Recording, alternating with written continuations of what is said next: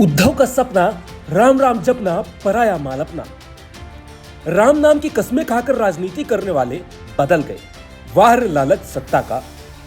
वो लाइन याद है ना, रामचंद्र कह गए सिया से ऐसा कलयुग आएगा।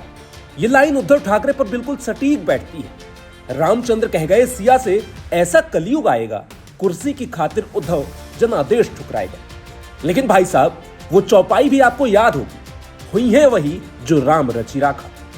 महाराष्ट्र में सत्ता की मलाई चाटने में व्यस्त रहे उद्धव अहंकार के मद में ऐसे चूर थे कि अपने ही मंत्री, नेताओं, पार्टी के पदाधिकारियों की बेइज्जती करने लगे, उनको नजरअंदाज करने लगे। जब उनका एक सहयोगी मिनिस्ट्री में काम कर रहा है तो उसमें उनके परिवार ने, उन्होंने, सब ने इंटरफेयर करना, दखलंदाजी करना, ये तो न्यायिक नहीं है।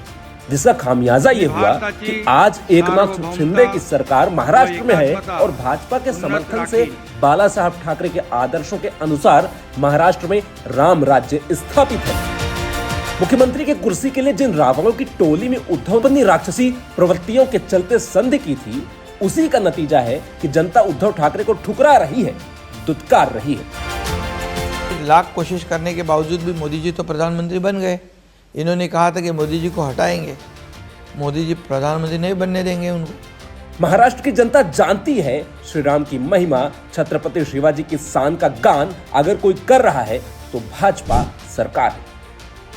इसलिए जनता इंतजार में है वोट की ऐसी चोट उद्धव की पीठ पर दे सके कि जन्मों जन्मों तक ये याद रहे कि जनता के जनादेश के अपमान का क्या परिणाम होता है। जहां एक जमाना था कि बाला साहब ठाकरे को मिलने के लिए दिल्ली की सरकार मातोश्री पर आती थी, अभी ये उल्टा हो गया है।